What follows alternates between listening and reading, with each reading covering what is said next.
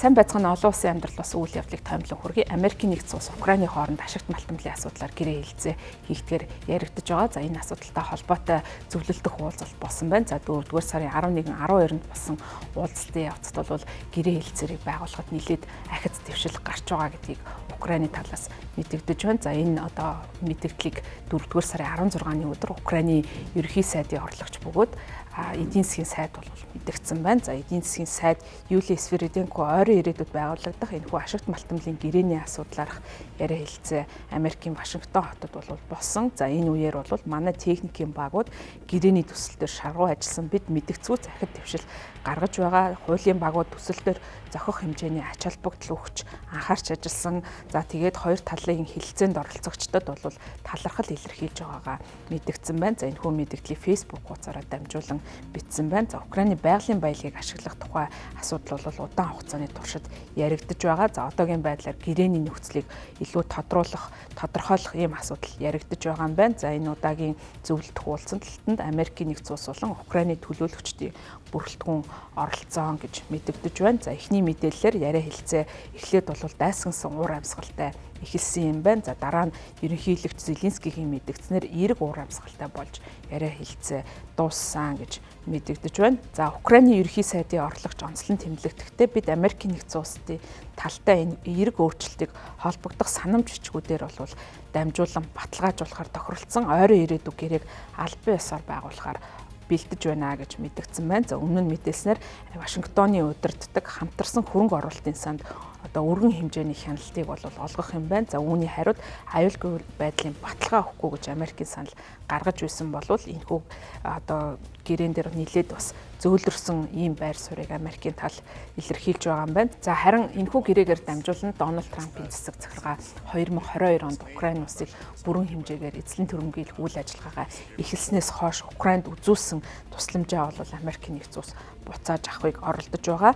За тийм учраас бол энэхүү гэрээг яарвчлан байгуулахыг бол Америкийн тал сонирхож байгаа. За Bloomberg 4-р сарын 16-ны өдөр мэдээлснээр Америкийн нэгдсэн улс максималист буюу одоо дээд хэмжээнд өөрийнхөө хүсэл сонирхлыг одоо биелүүлэх гэсэн энэ байд суурьаа бол өөрчилсөн. За үзүүлсэн тусламжийнхаа эргэн төлөлтийн 300 тэрбумыг 100 тэрбум $1 болгож бууруулахаар шийдвэрлсэн юм байна. За ингэснээр энэ одоо гэрээний хэлцээний дунд бий болж байгаа сүүлийн энэ дүн нь Америкийн нэгдсэн улсаас Украинд үзүүлсэн тусламжийн хэмжээтэй бол ойролцоо очиж байгаа юм байна. За гэхдээ бол Украины ерөнхийлөгч Зеленский Украин улс Жо Байдны цэцэг захиргаанаас үзүүлсэн буцалтгүй тусламжийг үр гэж үзэхгүй байгаа гэдгийг онцолж байгаа юм байна. 2023 оны 1-р сард Америкийн геологийн алба дэлхийн хэмжээнд байгаа газрын хавар элементийн нөөцийг тогтоосон. За нийт дэлхийн нөөц бол 130 сая тонн байдаг юм байна. За нөөцийн хэмжээгээр бол Хятад улс тэргүүлдэг. За түүний дараа Вьетнам, Оросын холбооны улс, Бразил энтгээг улс бол эхний тавд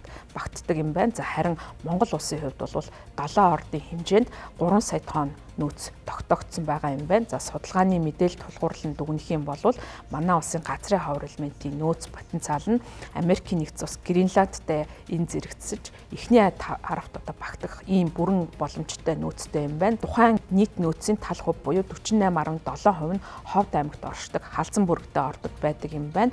За Хятадын хувьд бол бас томоохон ордууд нь Монгол улстай хил залгаа оршдог. Хятадын төрийн өмч 6 компани ашигладаг үндсэн 4 орд байдаг. За эдгээрээс үйлдвэрлэл нөөцийн хэмжээгээр дэлхийд 1-р жагсдаг нь Өвөр Монголын Баян овоогийн орд юм байна. За энэ орд нь Монголын хилээс 70 км орчим зайд байдаг. За энд ордонд бол газрын хавар элемент нёби төмрийн 40 сая тонны нөөцтэй юм байна. За хөнгөн газрын хавар элементүүдээс гадна лантан, цери, нёдын өндөр агуулгатай газрын хавар элементийн 15 нэр төрлийн эрдсүүд бол тус цогцлборт байдгаа гэсэн ийм мэдээллийг бол хэлж байгаа. За тэгэхээр Монгол улсын хувьд ч гэсэн бол энэ газрын хавар элементийн төлөөх улс орнуудын өрсөлдөөнд бол өөрийн гэсэн байр сууриа бол нөөцөөрөө олж бий болгох боломжтой. За үүгээрээ дамжуулан бас геополитикийн зарим нэгэн тоглолтыг хийх боломжтой гэж харагдаж байгаа. За гэвчиг бол Монгол улсын хувьд энэ одоо чиглэлийн геологийн судалгааг бол наривчлан хийх шаардлагатай. За үүгээр дамжуулан ордын одоо наривчсан нөөцийг